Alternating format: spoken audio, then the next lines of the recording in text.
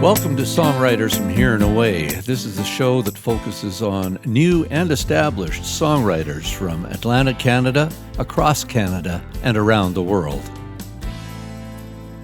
Hello, and thanks for tuning in. My name's Robert Campbell, and this week we have an artist from across Canada, over in Ontario. His name is James Gordon, and he's been around for many years and has many albums, many albums actually, and he's well worth checking out. I will have a lot of tunes on this set, and there are more songs on the podcast version. So we're going to jump right into the starting tune from the night that was recorded at the Lower Sackville venue called the Pink Piano, and we'd like to thank them and all the folks who came out that night in the inclement weather to share some tunes. So here's James Gordon. And I don't know why this song is probably about 10 years old now, but I can't do a show without opening with it. It's my getting in the groove sort of thing. But it's a canoe song, and I'm a canoe head.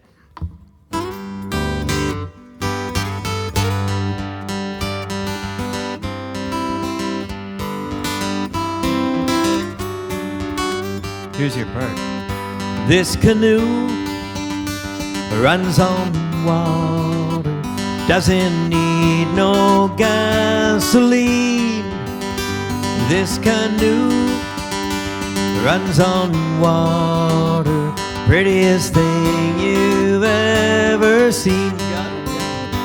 Well, she's made in Peterborough, out of love and cedar wood. Run your hands along her gunnel and it feels so good. This canoe runs on water, doesn't need no gasoline.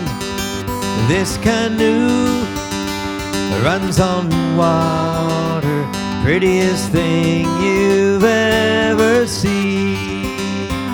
Well, she floats on dreams and wishes, and tonight I'll dream of you. You'll be in the bow, we'll be paddling down into the blue. This canoe runs on water, doesn't need no gasoline. This canoe runs on water, prettiest thing you've ever seen.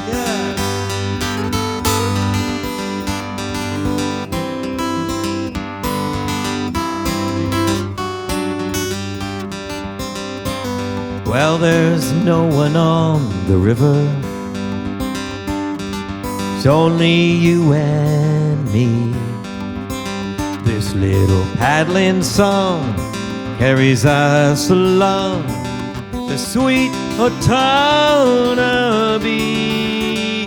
This canoe runs on water, doesn't need no gasoline. This canoe runs on water, prettiest thing you've ever seen. One more time. This canoe runs on water, doesn't need no gasoline. This canoe runs on water, prettiest thing you've ever seen, except for Lower Sackville, of course. There we go. Lovely singing. I think we're going to get along just fine. So one of the reasons that I am here, I'm an Ontario lad, but don't hold that against me. I think we'll do all right. But I do have an inordinate number of songs that I've written with maritime themes, and I'll get to some of those this evening. But I have a new album called Wrinkles and Scars. It's available up there. You can peruse the James Gordon Boutique at the break. And This is a song from that project. I found myself touring last year out in British Columbia during the worst of the wildfires. And in fact, just today coming through, we saw some of the devastation from the Nova Scotia fires. It's disturbing, isn't it? But it really, it had a deep impact on me. And it wasn't just, you know, there was smoke in the air and it was dark and gloomy, but I couldn't help think, okay, there's something going on here, and maybe we should think about doing something about it. I haven't seen that yet, so that's kind of what this song is about.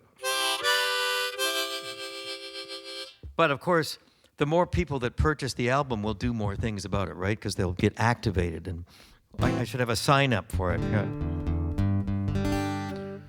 So it's got another singable chorus, I think. The song is called Wild Wind Blows. The wild wind blows through the valley.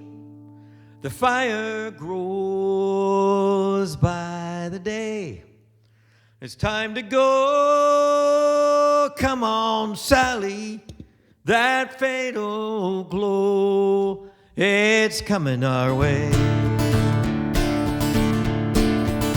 Well, 7 generations now on that family farm. Somehow we made it through floods and drought. We managed to bounce back again when the bankers tried to close us out. The wild wind blows through the valley. The fire grows by the day. Time to go, come on, Sally. That fatal glow, it's coming our way. Well, feel that heat, it's closing in, close enough to scorch your skin. Sal, it's time to set the horses free. You'd think that all that thick black smoke would wake up all the anti-woke, but they stay too blind to see. The wild wind blows through the valley. Fire grows by the day. Time to go, come on, Sally. That fatal glow, it's coming our way. While the earth is black, the sky is red, most of us still keep our heads in the smoldering sand. When the haze blocks out the sun, Sal, it's time for us to run. Where can we go in this troubled land?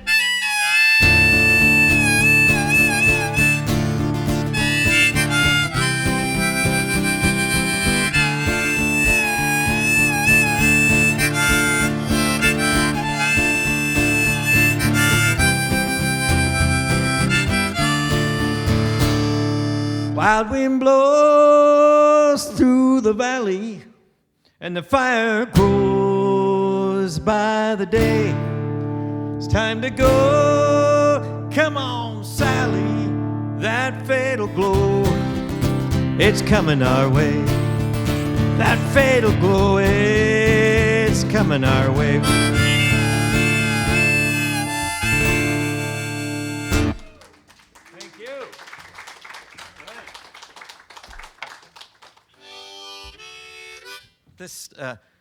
This is one of my songs that seems to have changed its story as it went along. It has a different meaning for me now. I'm fascinated with tales of the Arctic and the fur trade and stuff along the Arctic coasts.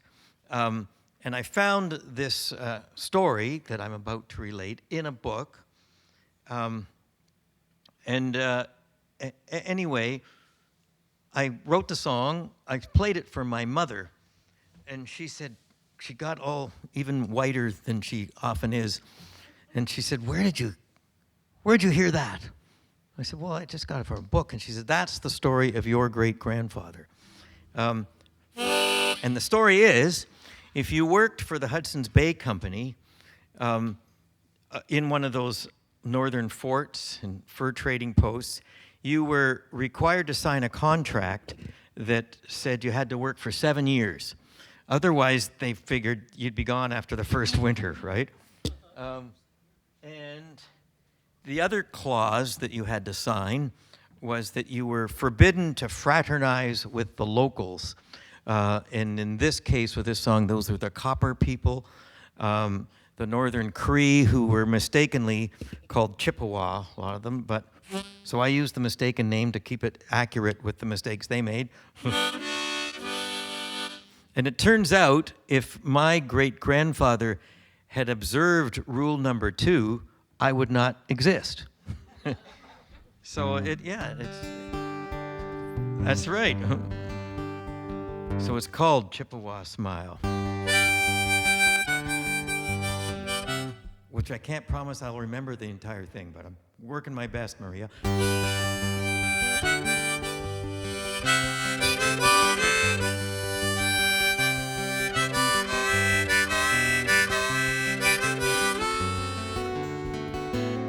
When her people brought their furs to trade, I saw her by the palisade. Such a fair and a bonny maid, I swore I'd never seen. Well, the governor's a surly sort, he says he runs a proper fort. No man of his will e'er consort the Copper and the Cree. Now each night in my cold bed, such dreams of her fill up my head. And this poor boy from the Orkney Isles will wake up with a Chippewa smile. It was the company that brought me here. I was indentured to them 7 years. One more winter, I'll be free and clear. I should be off and awa. I used to dream my ship was at the pier, but all thoughts of home have disappeared. My only wish is to be near my pretty Chippewa. Now each night in my cold bed, such dreams of her fill up my head. And this poor boy from the Orkney Isles wakes up with a Chippewa smile.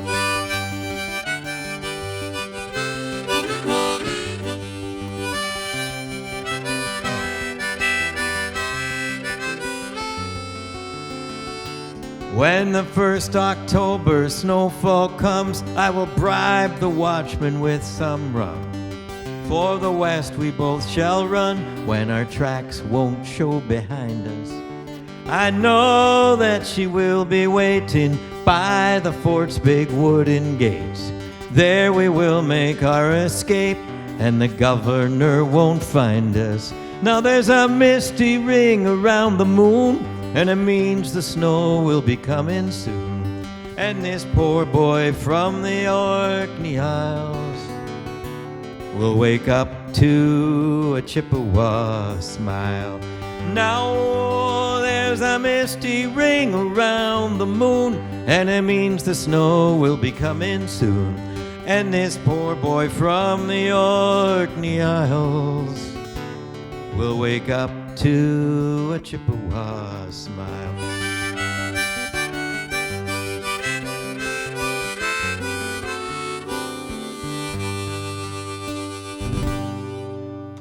Thank you.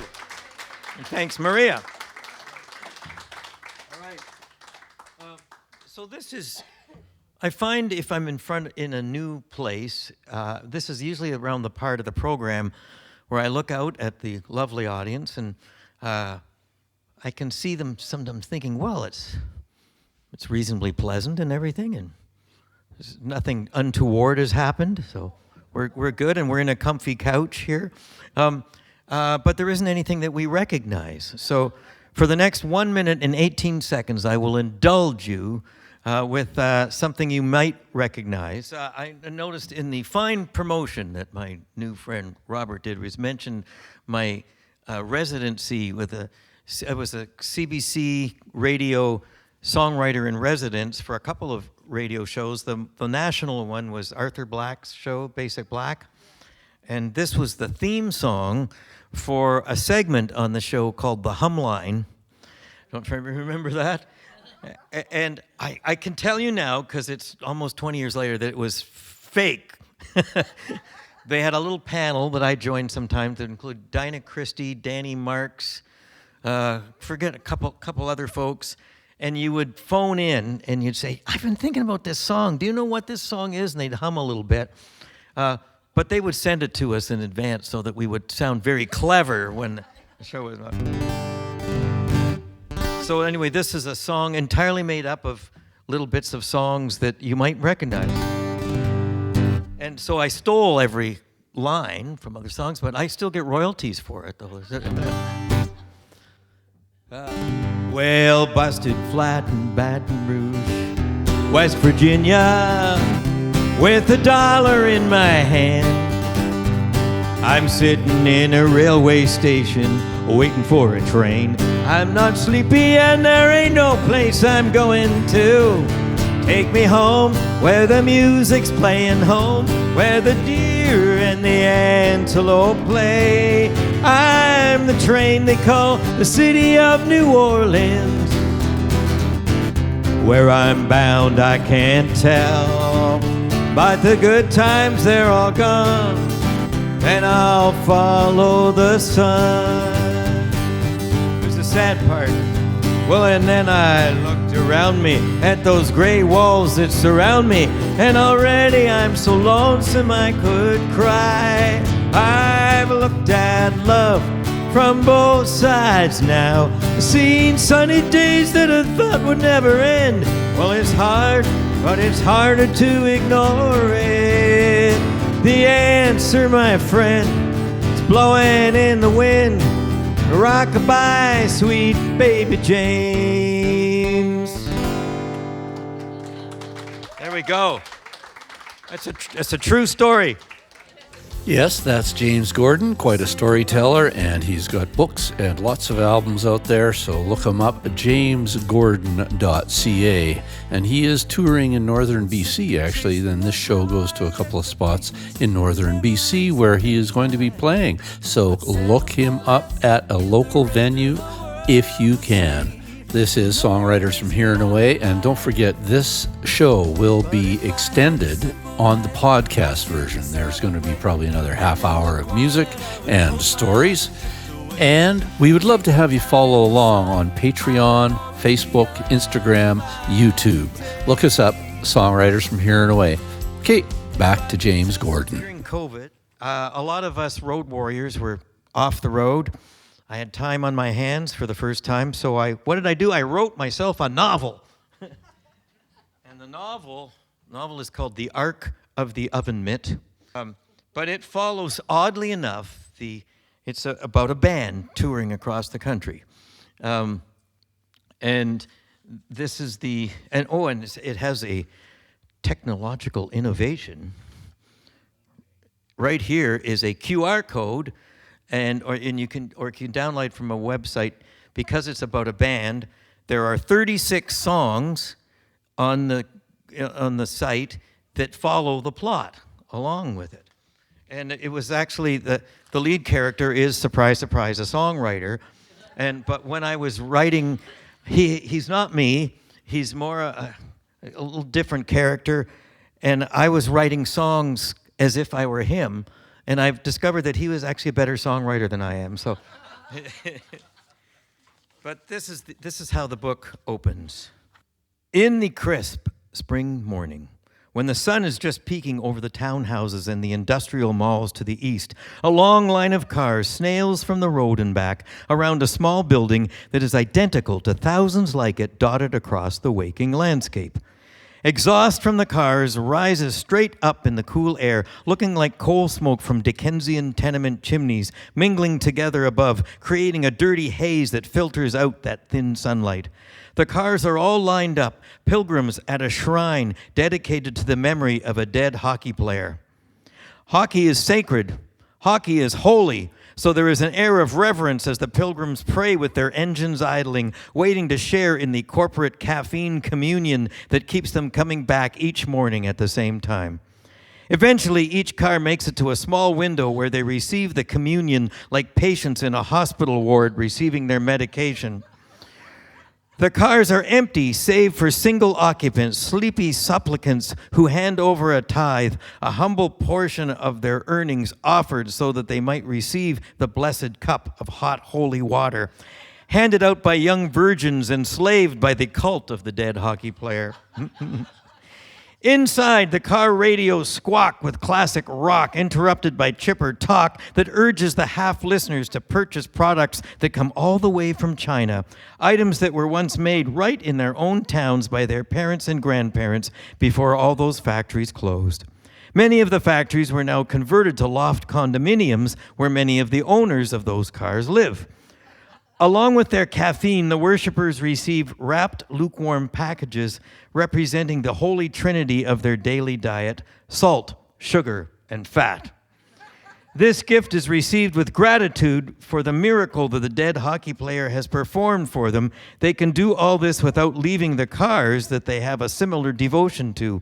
These carbon-spewing chariots bear their occupants from the morning mass at the Church of the Holy Defenseman to their jobs that are farther away every year, along arteries as clogged as the ones in their own bulging bodies that are filled with donuts from that same church.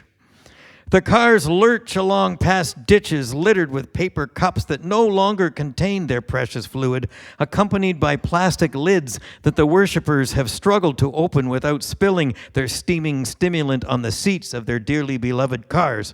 They love those cars more than they love their families, for they spend more time with them. Conspicuous in the line of cars is an old battered van that may once have been white, containing 2 weary passengers and a rebel driver, clearly a heathen who has declined to take the morning communion at the drive-through window of wonders. He is regaling his poor passengers with a righteous sermon that reinforces his profane belief that those passive dough-eating parishioners are the real sinners, while he, with his Gandhi-esque denial of consumerist comforts, is the saint. This was in the dying days of the empire of oil. There we go. And I should say, somewhat boastfully, last year this was a finalist for the Stephen Leacock Humor Award. I was beaten out by that bastard Rick Mercer. For the last 2 winters, I have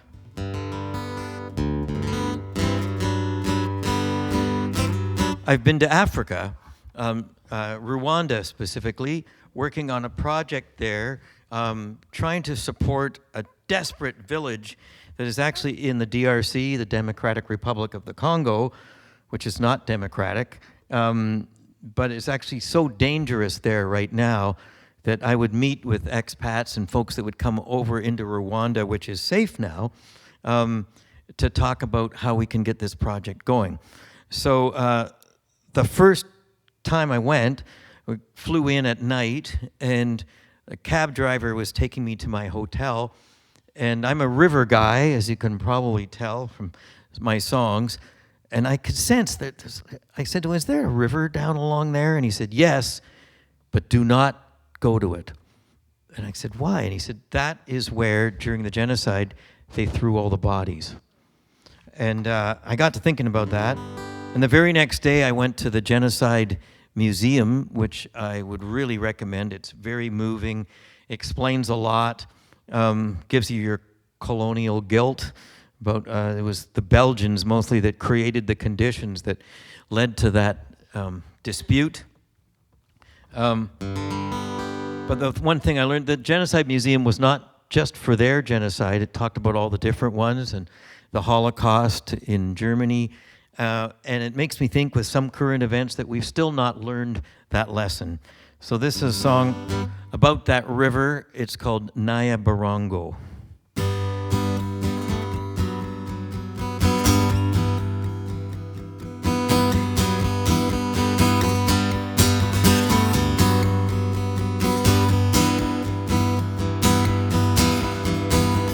Well, after you meet your quota, at the end of a long day, do you tally up your harvest and Which your side of the way?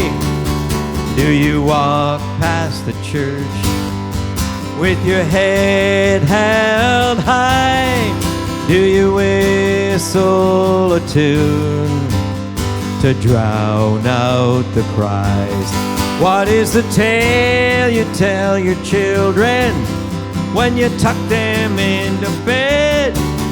About the Niagara and why it's flowing red, and why it's flowing red.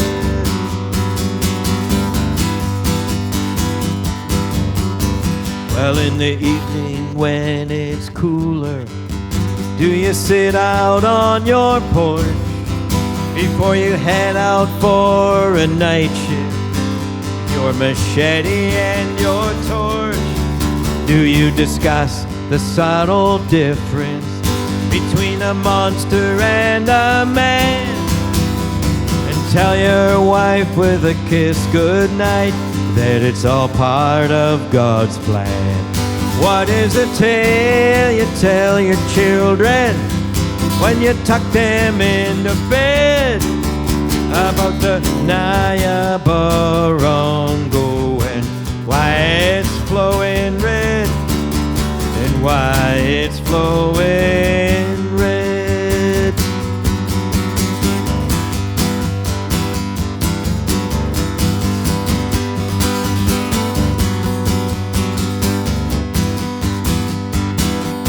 At night do you dream some demon's been released from its cage that contained that hate, that chained up that rage?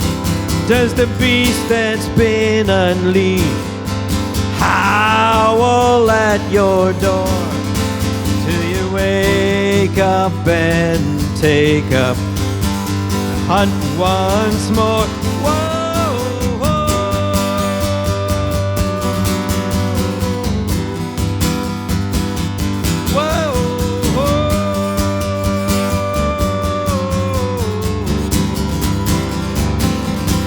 What is the tale you tell your children when you tuck them into bed?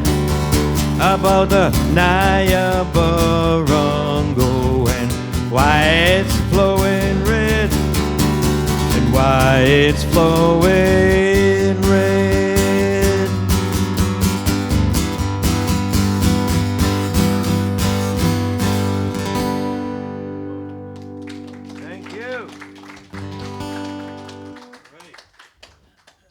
I mentioned that I have these songs with maritime themes.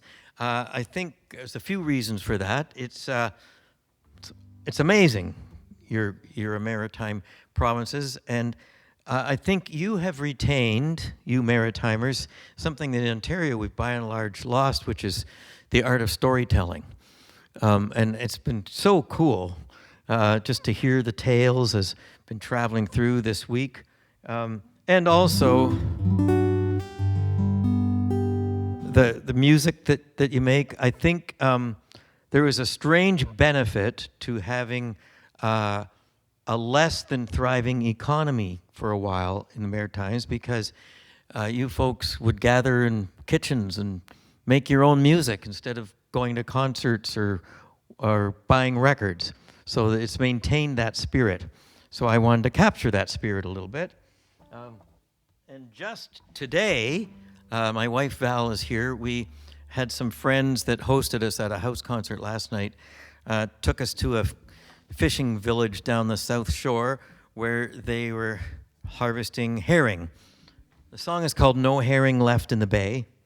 And I collected a story that I'd actually read in a magazine when I was here a while ago.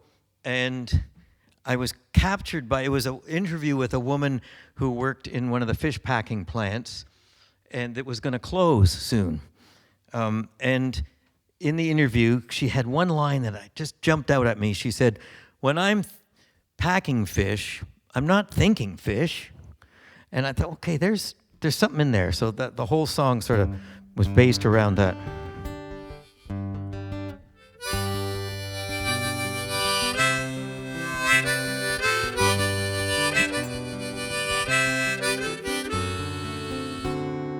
From the age of 16, I've been packing sardines, 30 cases a day.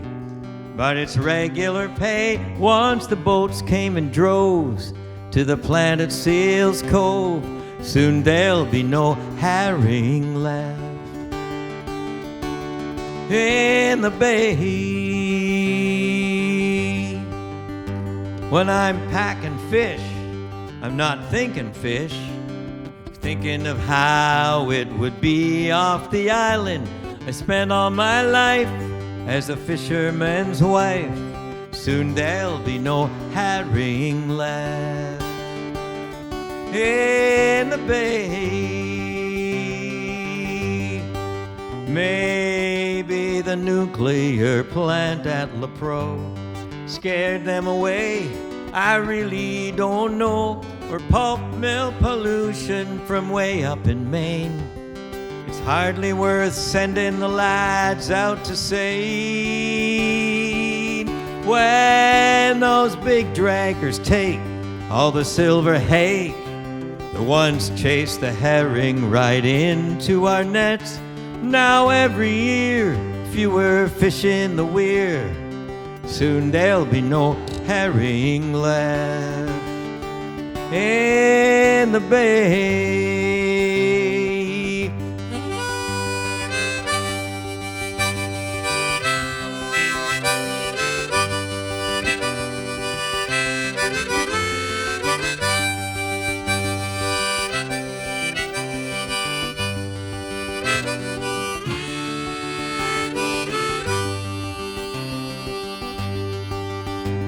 Potluck suppers on Fridays, didn't they have sometimes?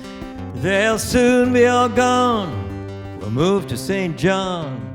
Soon there'll be no herring left in the bay.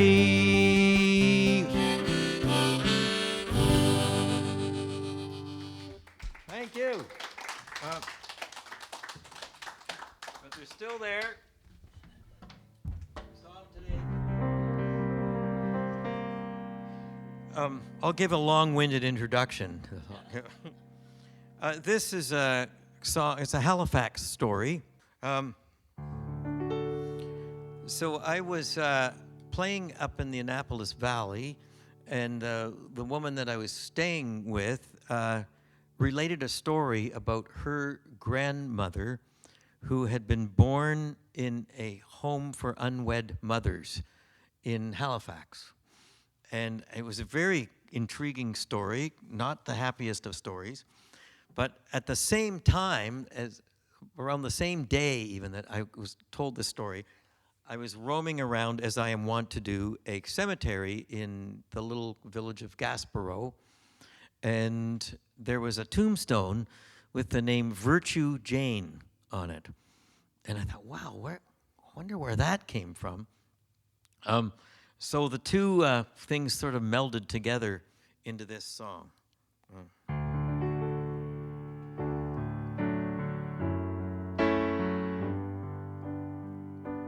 Well, they gave her the name of Virtue Jane, for at the home for unwed mothers, all the fallen women claimed it would give her a chance for a finer circumstance than the one they found themselves in, filled with sorrow and shame.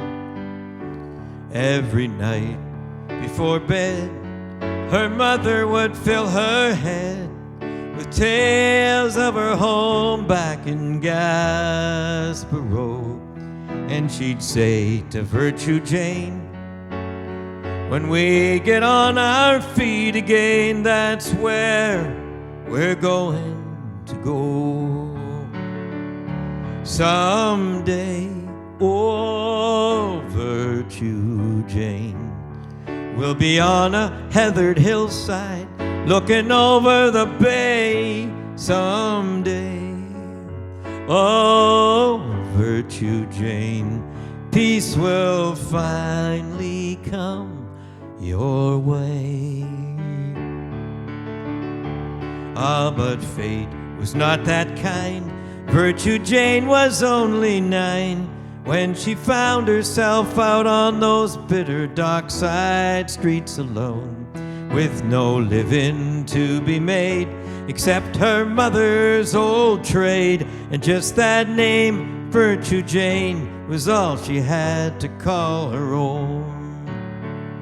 On a pallet, on the ground, out behind the Rose and Crown, for a few Yankee dollars, hardened sailors laid her down.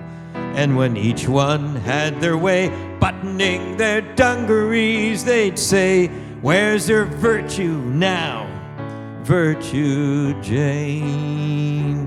Someday, oh, Virtue Jane will be on a heathered hillside, looking over the bay someday. Oh, Virtue Jane, peace will finally come your way.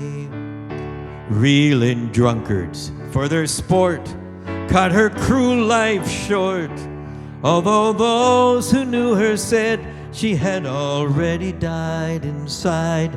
Now when Virtue Jane finally made her way up that hillside, it was in a box of pine.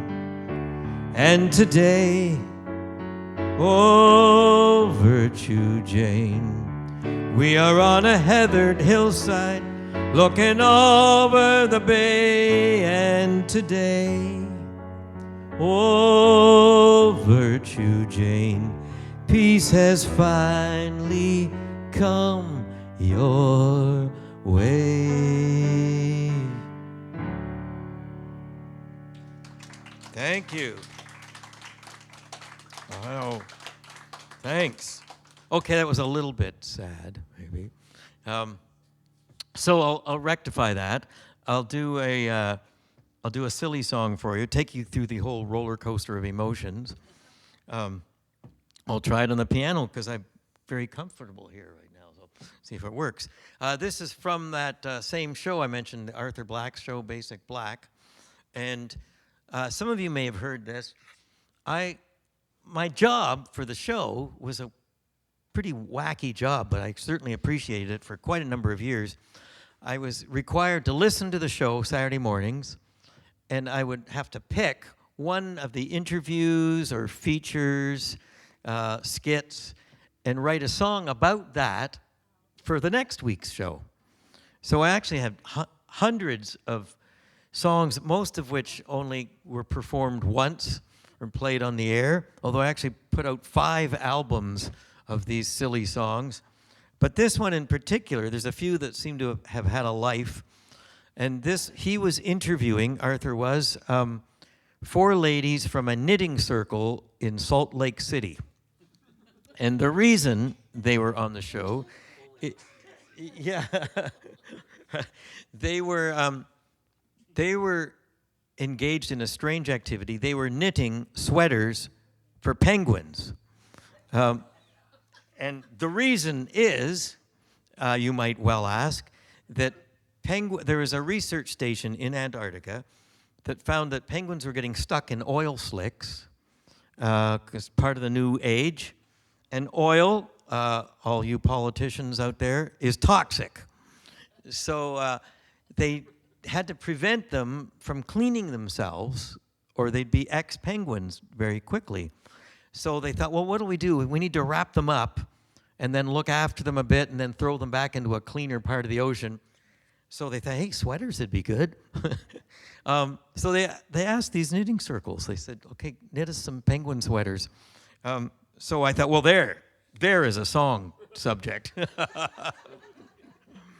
All the other good topics had been taken by then.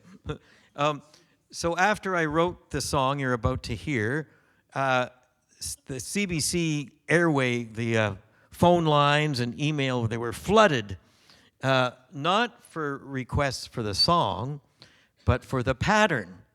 People wanted the pattern so that they, too, could help save the planet by knitting a sweater for a penguin. And so the the song traveled a bit. It was actually became a story. It was quoted in the Wall Street Journal and Newsweek magazine, and eventually it made its way to that research station, who sent me the only email I'm ever likely to get from Antarctica, that thanked me for the song, pointed out a couple of errors, and begged me to never sing it again. So don't tell them.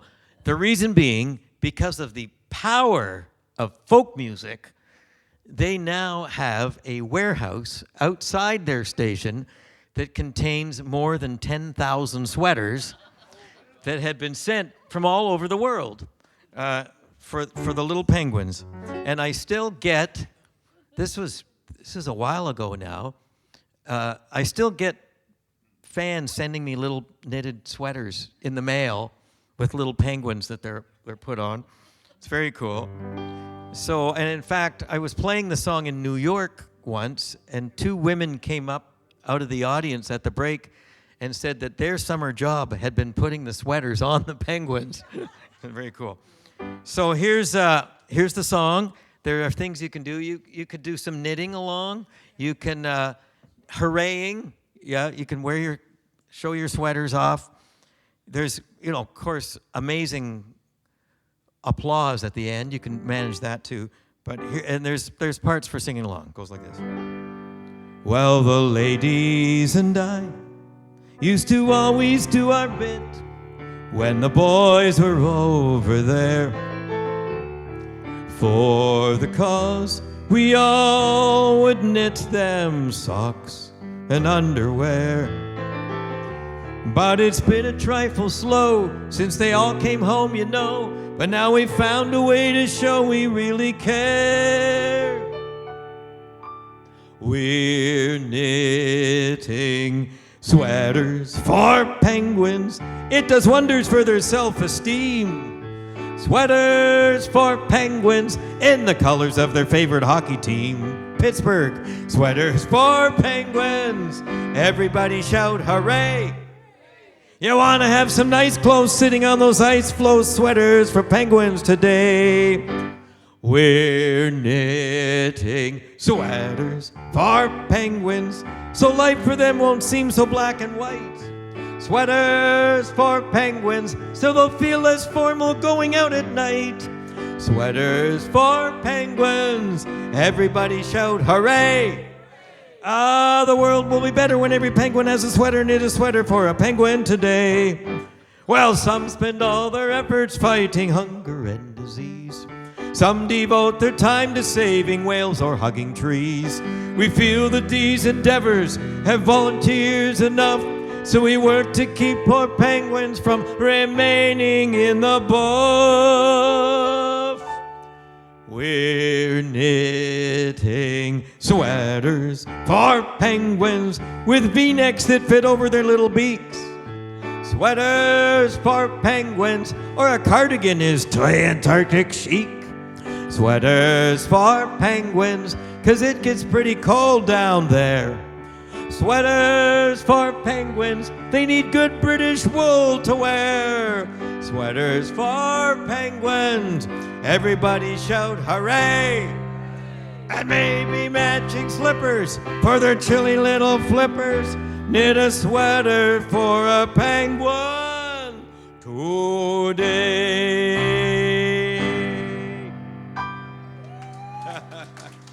There we go. Nicely done. Yeah. So actually, there's a sequel I recorded to the same research station, sequel called Pouches for Wombats. Yeah. Well, it's easy to see why James Gordon was a popular songwriter for a variety show on the radio. Meanwhile, I'd like to invite you to follow along Songwriters from Here and Away on YouTube, on Patreon, where we do live streams from time to time and have some video as well as Facebook and Instagram. We are going to finish off the radio portion of this show right now. We've got just a couple more songs. It does continue on the podcast. There's about another half hour's worth. So look up Songwriters from Here and Away on all your podcasting platforms and subscribe. We've got lots of concerts up there. I think you'll find something you'll like. Not only James Gordon. Here he is. A song that seems to have become my best traveled song. It's been recorded by over 100 artists from all over the world. If you go to YouTube, there's hundreds of versions of it. The most recent that I posted on social media is a choir from New Zealand who did an entire sort of a dramatic treatment to it. It was very moving. And choirs have adopted it quite a bit. The song is called Frobisher Bay, and there's a chorus that I'm hoping you will sing along to. It seems to resonate with Canadians especially because it deals with two topics that are very meaningful to us, and that is freezing and death, really. It's really good. Yeah. So it starts, I'll start with a little tin whistle for you. After I wet my whistle. There you go. Okay, I need more cheese. Yeah, have you got more cheese? Yeah. Okay, good.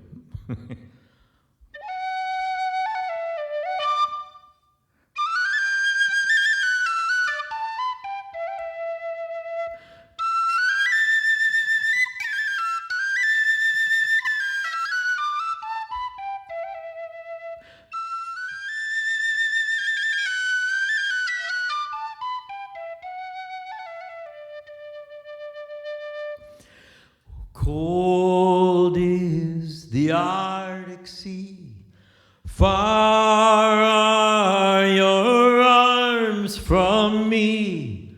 Long will this winter be, frozen in Frobisher Bay, frozen in Frobisher Bay. Oh, one more whale, our captain cried. One more whale, then we'll beat the ice. But the winter star was in the sky. The seas were rough, the winds were high. And here's your part. And cold is the Arctic Sea, far are your arms from me.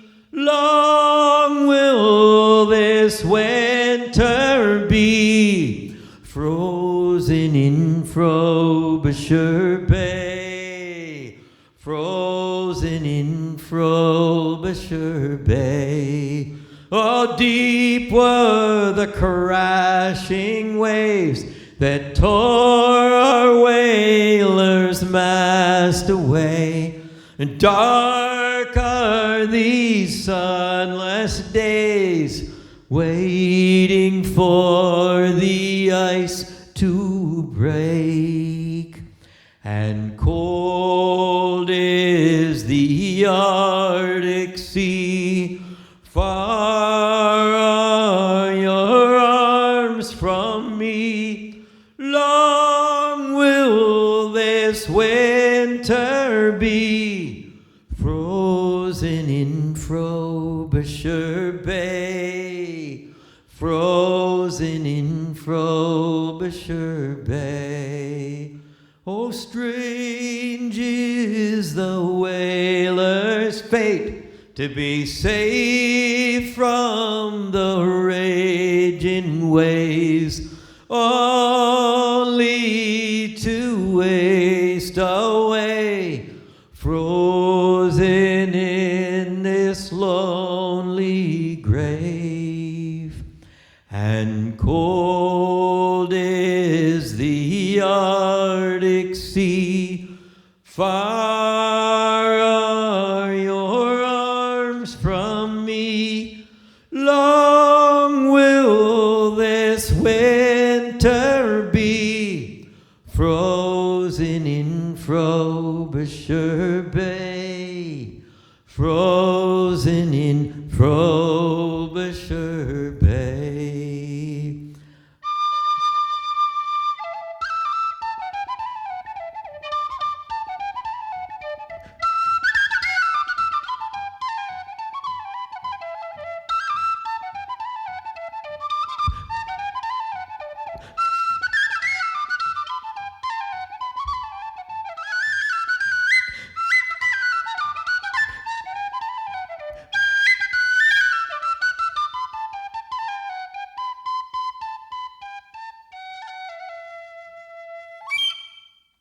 Thank you.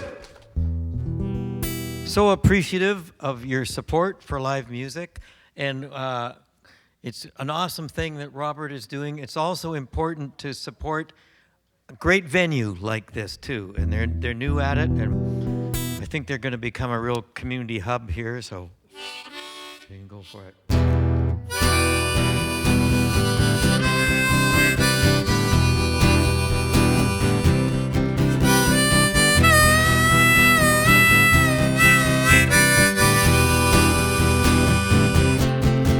By the time she heard that evening train, he was gone, gone, gone.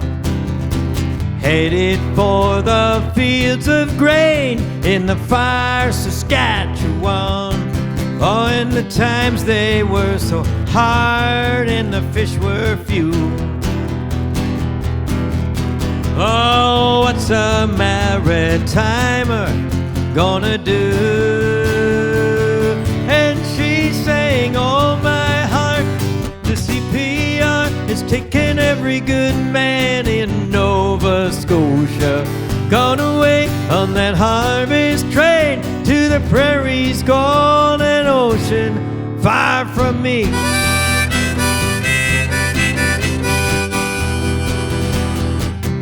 Well, now she had sensed his restlessness ever since the autumn came.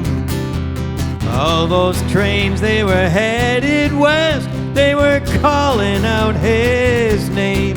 Every time she heard that whistle blow,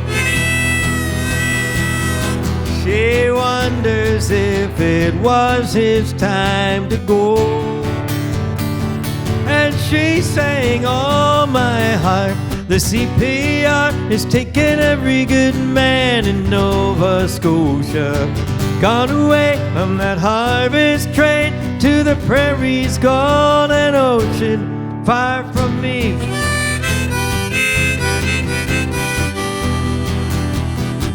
She said, I curse you, William Cornelius Van Horn. You don't know what you've done. Taking my love from the place he was born, left me here with his new son. On the prairies always seemed so far away before. Now the railways come, made them as close as, and all aboard. And she sang, oh my heart, the CPR is taking every good man in Nova Scotia. Gone away on that harvest train to the prairies, gone an ocean far from me. Far from me. Far from me.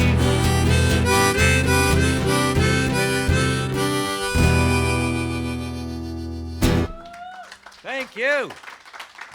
I was commissioned to do an entire album of river songs, because they know that I'm a river guy, by the Canadian Heritage River Society. And they said, pick 12 rivers, write a song for each river, and we'll put it out. And I think I had 11 songs done, had one river to go, and I thought, well, I don't have a love song in there. So I found the loveliest sounding river, the Margaree. Yeah. So this is Maggie of the Margaree. A fisherman's daughter, the fairest on the isle. I'd see her by the water, she'd show a shy smile. Salmon in the autumn, alewives in the spring. Maggie's father caught them, but Maggie caught me. Let me take you down that river till it meets the sea. When the maples turn to scarlet, won't you come along with me? my Maggie of the Marguerite. We'd linger a while in the braes and the glens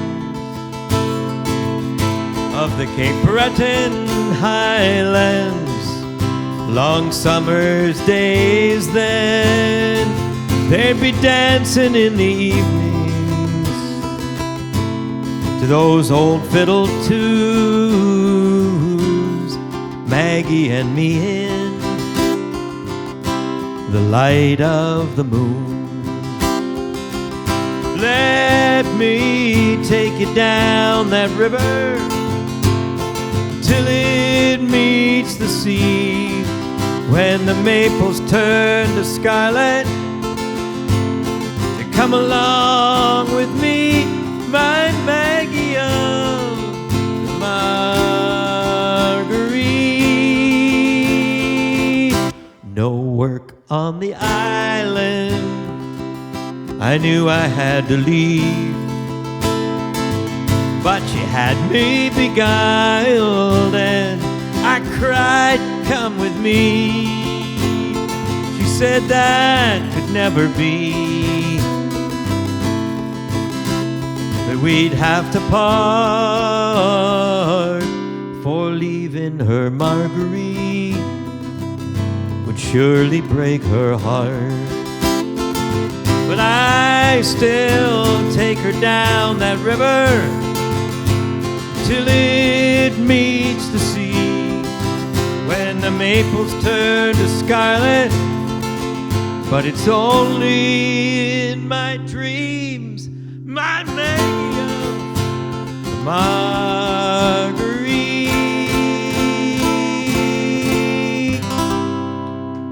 Thank you. I find in these challenging times, I don't know about you, I tend to alternate between hope and despair, almost by the hour, right? So I'm very hopeful this evening because look at this nice group of people. That's sort of where this came from. I see a beautiful earth, so green and so blue, a place of rebirth, all shiny and new. Now it's taken me a lot to finally understand those are just crazy thoughts of a foolish old man. I see a world without war, no selfish greed, where we all look out for each other's needs. And now it seems to me I was just in dreamland, just a fantasy of a foolish old man. That map that I made, my brilliant plan, is all washed away.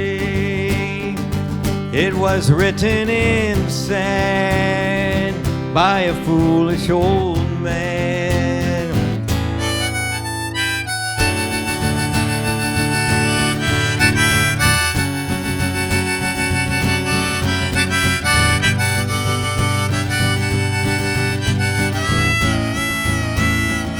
I can see you and I, classic boy meets girl, stars in our eyes, out there changing the world with love as deep as an ocean, forever hand in hand.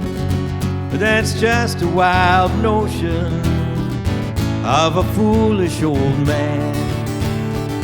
That's just a wild notion of a foolish old man.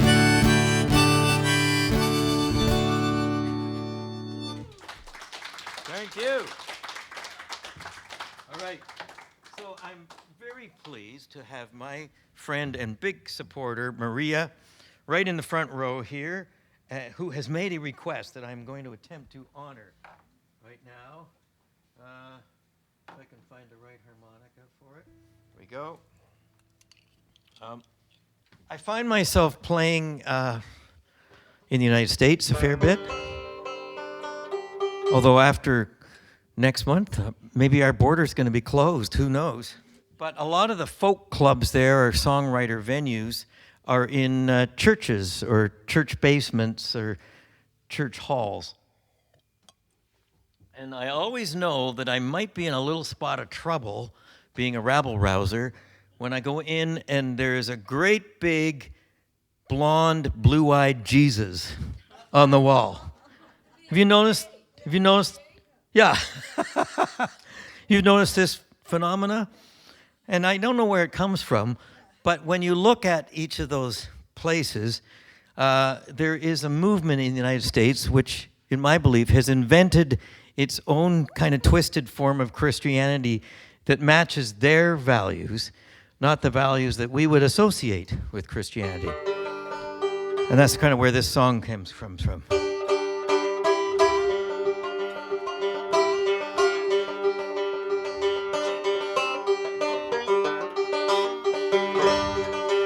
They got a blue-eyed Jesus, preaches the gospel of hate. They got a blue-eyed Jesus, preaches the gospel of hate.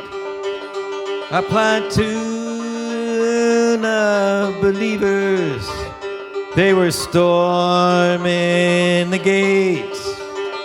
American Taliban, they're everywhere but hard to see. American Taliban, they look just like you and me. They say they want their freedom, but what they really want is to take yours. They say they want their freedom, but what they really want is to take yours. There come a day when you'll see them knocking at your doors. American Taliban, they're everywhere but hard to see. American Taliban, they look just like you and me. They put fear in your children with their AR-15s. They put fear in your children with their AR-15s. It is clear they don't mind killing to drive us to our knees. American Taliban, they're everywhere but hard to see. American Taliban, they look just like you and me. They got a blue-eyed Jesus. Thank you. Okay, now something even more different. Right. Yeah, I'm using my cheat sheet sometimes here because I've written too many songs and I do it regionally. Next month, I have I'm in British Columbia, and I probably have half a dozen British Columbia songs to dish out for them too. A song from Sydney, the story comes from Coke Oven Brook. Is a little creek that runs through the city. And I had read an interview with a gentleman who he was walking his dog night, and his dog fell in the creek, and the dog glowed orange after from the pollution. That's where this goes.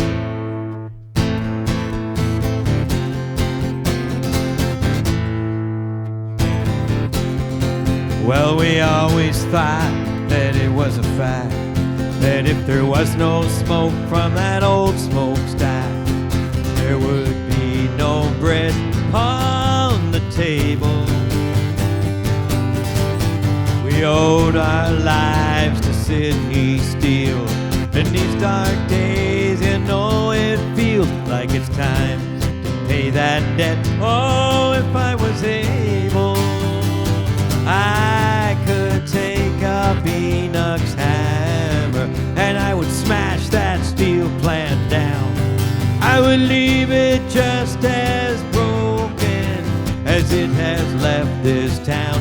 I'd take those smug mainland owners, make them take a good long look at the orange water running down through Coven Brook. And the orange water running down through Coven Brook. Arsenic and mercury, that's the company's legacy. Benzopyrene, copper and lead. It's up above and it's underneath, and all along Frederick Street. They say if you're not sick, it's 'cause you're already dead. If I could take up Enoch's hammer, I would smash that steel plant down. I would leave it just as broken as it has left this town. I'd take those smug mainland owners, make them take a good long look at the orange water running down through Coven Brook. And the orange water running down through Coven Brook. That toxic tar filled with PCBs, God, we used to use it to whiten our teeth. Now most of us have been taken with the cancer. We figured working there, that's the way things go. It'll kill you fast or it'll kill you slow. Ask no questions, get no answers. If I could take up Enoch's hammer, I would smash that steel plant down. I would leave it just as broken as it has left this town. I'd take those smug mainland owners, make them take a good long look at the orange water running down through Coven Brook. At the orange water running down through Coven Brook.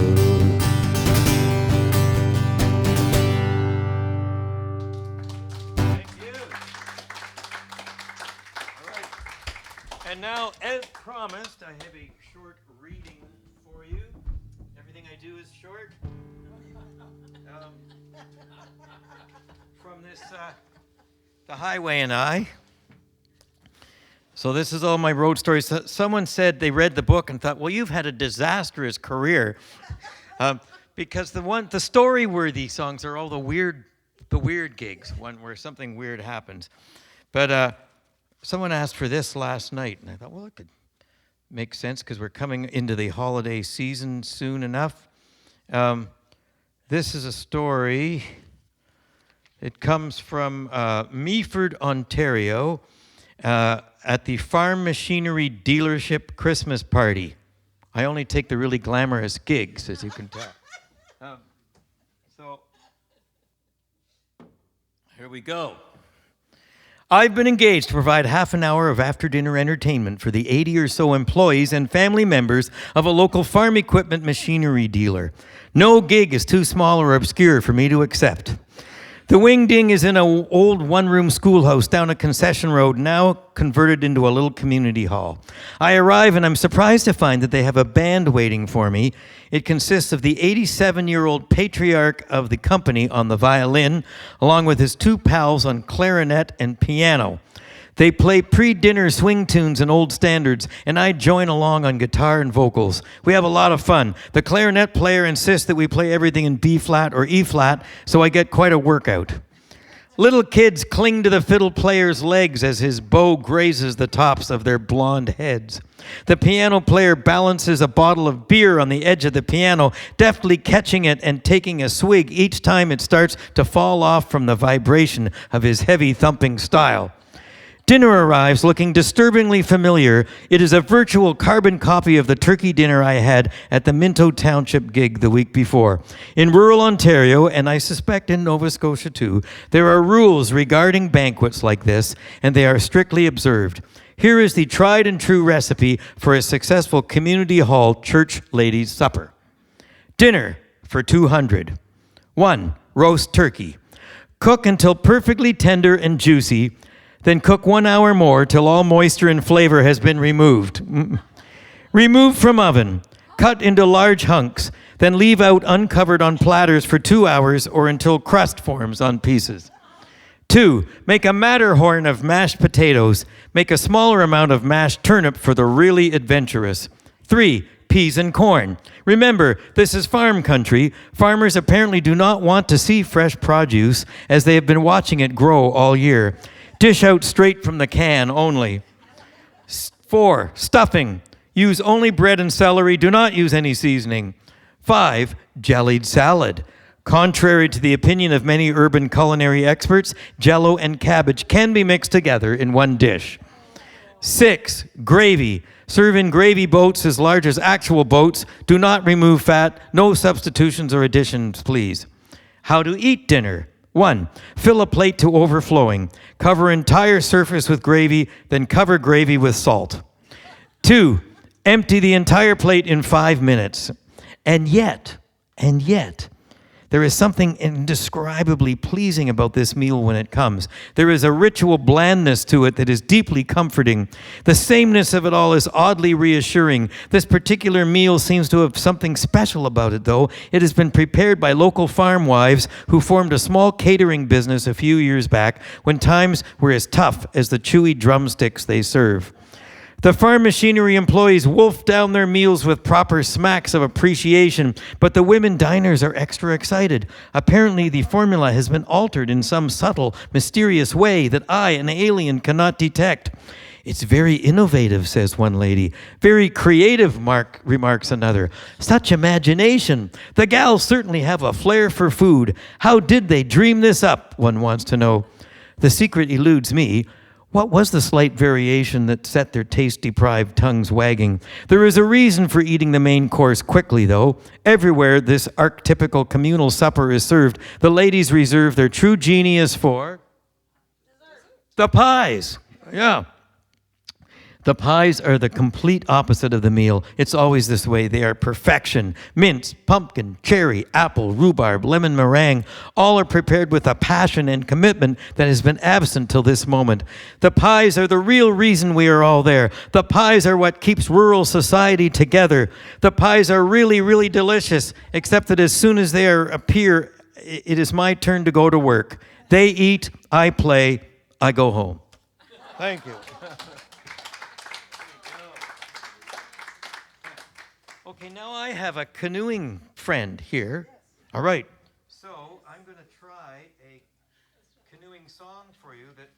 This is why I think the last copy, is it the last copy sold of the songbook? Maybe.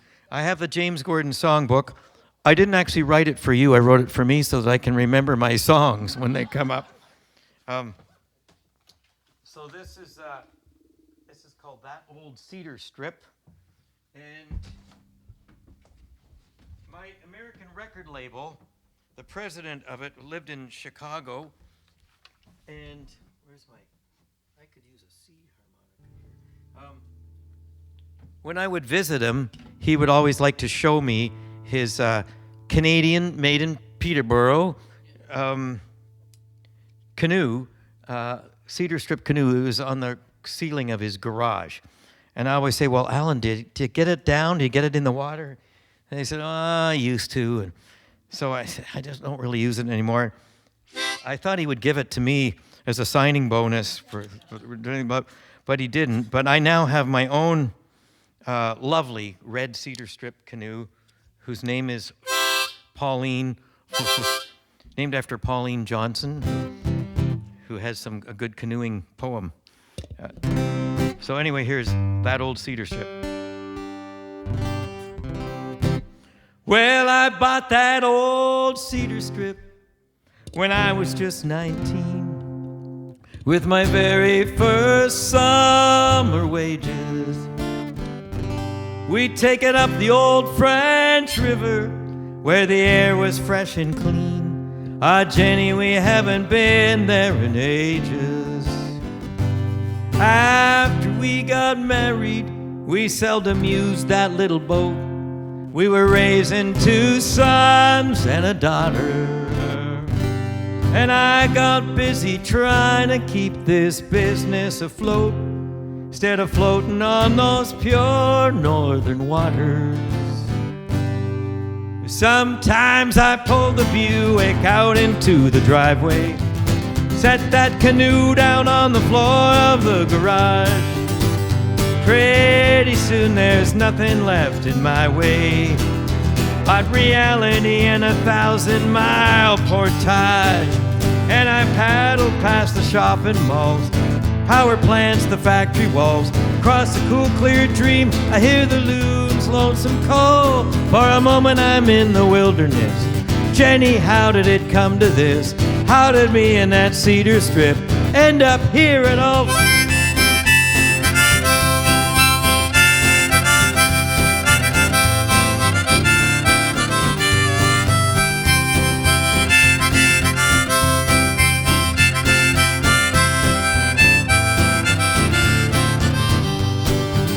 These days it stays in the garage. It is strapped to the ceiling, and I'm strapped to this job and to this suburb. Where do those wild summers go? Oh, I get the feeling, Jenny, we're not getting any younger. Sometimes when you and the kids are fast asleep, I silently sneak downstairs, and I grab that old paddle off the mantelpiece. Ah, Jenny, you always thought it looked nice up there. And I pull the Buick out into the driveway, set that canoe down on the floor of the garage. Pretty soon there's nothing left in my way but reality and 1,000-mile portage. And I paddle past the shopping malls, power plants, the factory walls. Across a cool, clear dream, I hear the loon's lonesome call. For a moment I'm in the wilderness. Jenny, how did it come to this? How did me and that cedar strip end up here at all?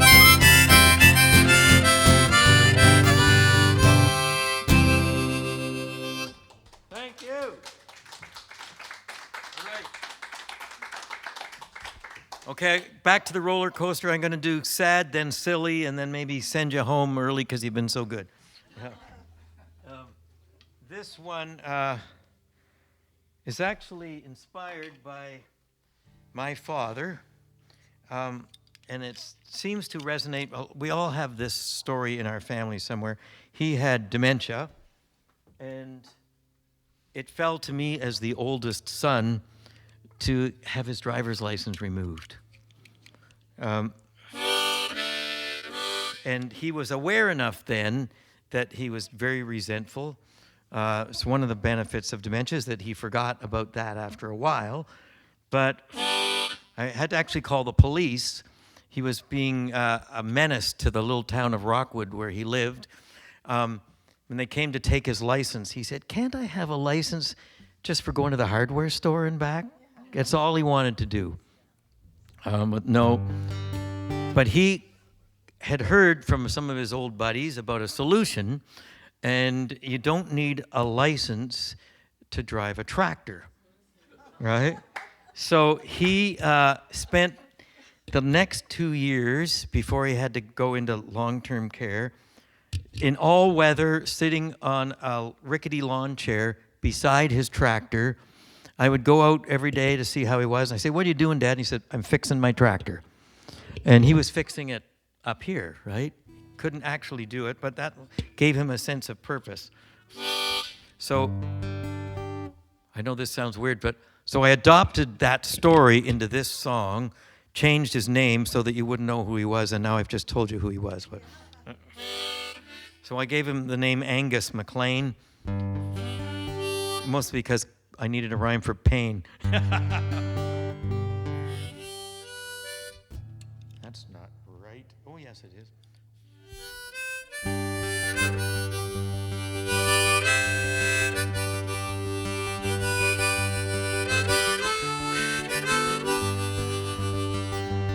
On that awful day, they took my license away. They might as well have taken me out back and shot me. Bit by bit they steal everything that makes me feel like a man. Time has tracked me down and caught me.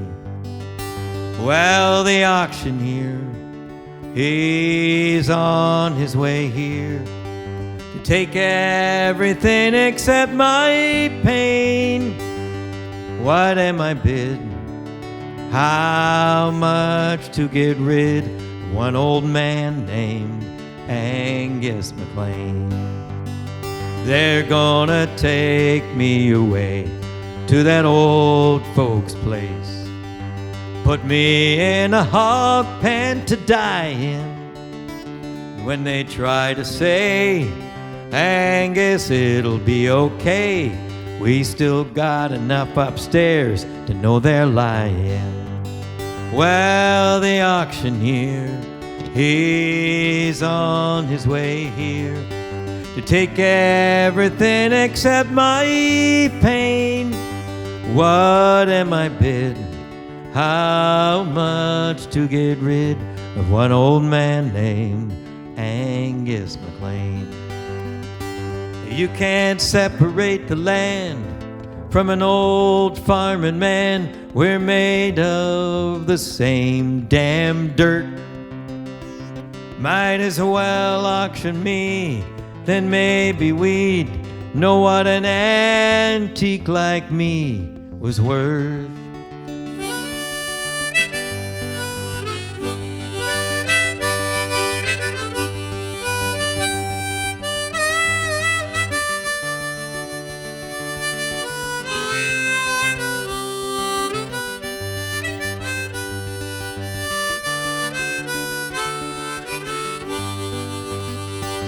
One more trip into town on this old David Brown.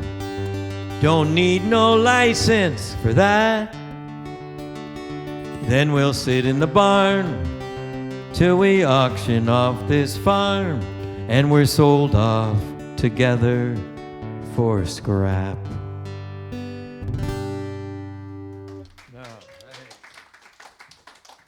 Okay, here's your cheerer-upper after that. Another one from the Arthur Black years.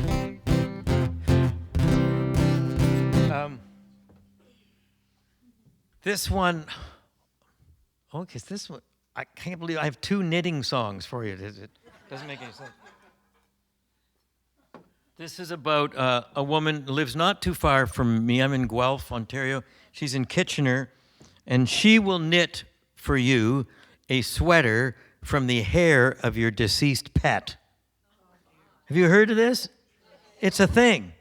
And I actually asked her, we did the show together live. I said, why does the pet have to be dead? Because, you know, they're always shedding. She could just collect the hair. But she's, no, people ask, they want to remember their pets, and she does this for them. It actually made terrible radio. She was holding up these sweaters on the radio. But I got this song out of it, So All Was Not Lost.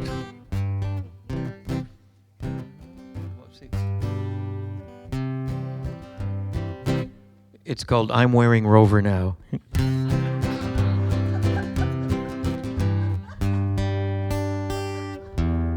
actually going to try being in tune for it.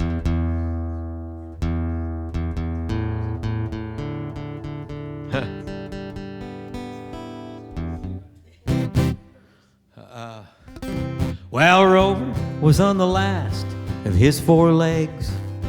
He could not roll over and he couldn't beg. He'd done his last trick, he'd fetched his last stick. Soon he'd be pushing up clover, 'cause Rover was sick. But, and here's the chorus, I'm wearing Rover now. I'm wearing Rover now. He didn't get better, so I knit a sweater from that good old pet. Now I know I won't forget him, 'cause I'm wearing Rover now. I'm wearing Rover now. Since his dog days are over, I made a pullover from Rover. Now he's all over me now. I needed something to remember him by. I thought about stuffing that noble canine. But I took a look at that dying Irish setter, and I realized that he'd make a great sweater. 'Cause I'm wearing Rover now. I'm wearing Rover now. Since his dog days are over, I made a pullover from Rover. Now he's all over me now. When your poodle has breathed its last bad breath, then turn him into a nice shawl. Knit an Afghan from your Afghan. When you're cold, it'll come when you call.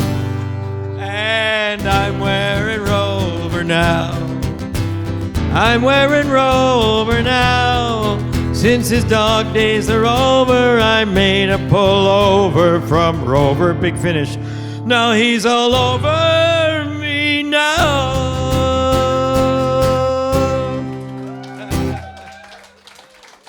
Thank you. All right. Let's see. I am going to finish off. I have to revisit the banjo here. I've left the poor thing alone. This is the title track. I think I might need the cheat sheet for this. From this new album, Wrinkles and Scars. And it is for Val, who has come on this trip with me and put up with a lot from me over the years. And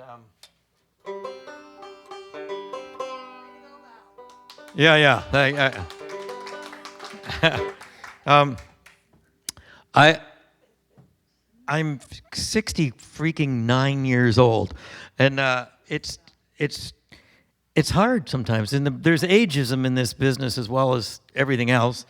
So, but I've decided this song to embrace that rather than to rail against it. So that's what this song's about. Well, we earned all these wrinkles. We earned all these scars, and we wear them like badges, 'cause we made it this far. We got near as many as those twinkling stars. We earned all these wrinkles. We earned all these scars. I got mine playing guitars in these honky-tonk bars. Living the dream, boys, living the dream. You got yours putting up with me so thanklessly. Don't know how you did it, actually. We earned all these wrinkles, we earned all these scars, and we wear them like badges, 'cause we made it this far. We got near as many as those twinkling stars. We earned all these wrinkles, we earned all these scars. Sometimes we do an inventory, 'cause each one tells a story, and counting them up's kind of fun. We add up each other's under the covers. Our work is never done. We earned all these wrinkles, we earned all these scars, and we made it badges, 'cause we made it this far. We got near as many as those twinkling stars. We earned all these wrinkles. We earned all these scars. We used to hate 'em. Now we celebrate 'em. Top to floppy bottom. Those bumps along the way got us where we are today. We're so grateful that we got 'em. We earned all these wrinkles. We earned all these scars. Thank you, everybody. Thanks to Robert. Thanks to their crew here. Thanks to everybody. See you next time.